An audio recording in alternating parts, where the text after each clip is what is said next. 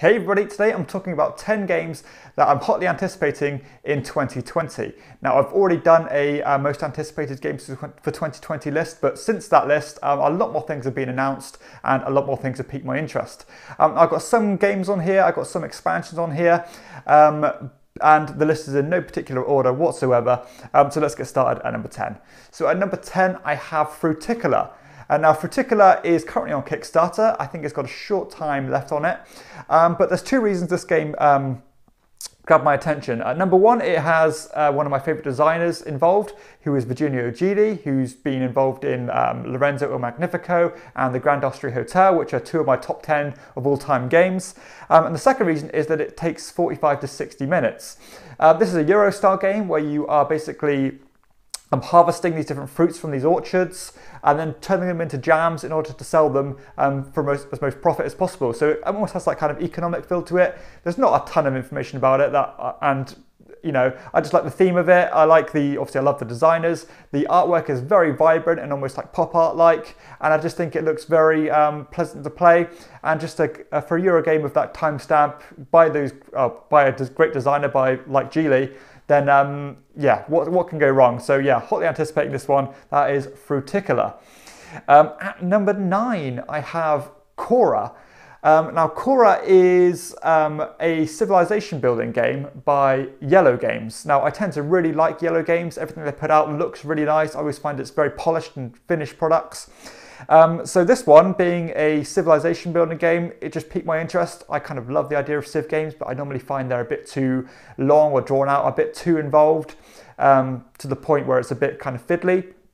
But I'm hoping with Yellow's input, I think, as I said, they make very clean games, very streamlined games. So I'm hoping those two together can make a really nice package and you know, synergize with each other well to make a great product. So again, I don't know a hell of a lot about this, but it looks like there's a lot of charts and stuff as you'd expect with a civilization building game. So yeah, looking forward to seeing what this game turns out like. That's Cora. At number 8, I have Ankh. Now, Ankh is, well, to be honest, it's going to be a bit of a stretch that players get this game to the table in 2020, but I think the Kickstarter will probably be released soon. This is the third installment of the area control games by Eric Lang. If you don't know what I mean by that, games like Blood Rage and Rising Sun were the previous two, and this is the third one set in Egypt. This one is being touted as being a bit less luck dependent, being a bit more Euro-y in feel to it. And I think players are kind of taking the role of these gods rather than, you know, being the kind of, or, you know, more the kind of puppet master role rather than being more kind of a micro role on the battlefield. I just like the idea of that. I've really enjoyed the other games he put out. I think, you know, for these kind of games aren't generally my cup of tea, but I think he does them really well, and the other two really did grab me. So just really intrigued about how this one turns out and what the game mechanisms are like. And yeah, hopefully it's up to the pedigree of the previous two. So I said a bit of a stretch that this one's actually going to come out in 2020. I'm sure it's going to be a massively successful Kickstarter campaign. But yeah, just intrigued to see what develops. At number 7, I have an expansion for Teotihuacan with the Shadow of Zittel. Apologies if I'm not pronouncing that correctly. I think this is a pretty small expansion, but again, one of my favorite games, Teotihuacan. This one is, well, the description says that there's new technology tiles and new starting tiles to give a bit more, you know, variability and a bit more replayability and stuff, which is always good. More material without bogging down the you know, mechanics or making it slow down too much is always welcome for me. And yeah, it's just nice to have more material for your favorite game. So Shadow of Zittel is my number 7. Number 6, I have Alma Mater. Now, this is a game by, again, some of my favorite designers, by Brasini and again Geely, who are kind of a conglomerate of Italian designers who've made so many great games. And this is their next one being touted. It's a game where I think it's set in the 1500s and you're a headmaster of a university. Now that to me sounds absolutely awesome. What a great theme. And you're trying to basically raise the prestige of these different, or your own university to be the best one. Looks like it's got all your kind of standard Euro trimmings in it. And I love, there's quite a few images out on this already, and it looks like a really clean, it looks fantastic, like, you know, presentation wise, and I can only assume that the gameplay is going to be, you know, as good, because the designers have never ever let me get down in the past, and whatever they put out I will buy, and they, again, never let me down. So high hopes for this one. A great theme, great designers, and undoubtedly going to be a great game. That is Alma Mater. At number 5, I have Castles of Tuscany. Now, this is a game probably I know the least about, but it's from Stefan Feld. By the name, we can probably presume it's got some kind of relation to the Castles of Burgundy, which is an amazing game and probably Feld's most popular game. So maybe it uses the same dice mechanism. Maybe it's got the tile placement, point salad feel to it. Who knows? There's no information about this whatsoever apart from a box cover. But again, it's got Stefan Feld's name on the box. I'll at least check it out, and I'm sure it's going to be great. At number 4, this is not a new game, but it's something I'm looking forward to, with the Hands of Tonica Big Box. Now, Hands of Tonica is a game that's always interested me. I've never played it because it's been unavailable for quite a while, and I can't get my hands on it. At least in English anyway. So this one is the big box. It's got all the expansions involved and all the maps. So I'm going to get this one as soon as it comes out. I think it's not even due out in a long time. I think it might even be May or something. So not long to wait for this one. And I'll no doubt be getting it. It's got a new box cover. No more depressing man on the front, but just a slightly less depressing man on the front in a bigger box. So what more could you ask for? A game that's received so much acclaim over the years and really stood the test of time, and I'm just really interested to checking it out. It's supposed to be cutthroat, but I'm kind of softening up to that idea, and I just want to play this one. So that is Hands of Tonica The Big Box.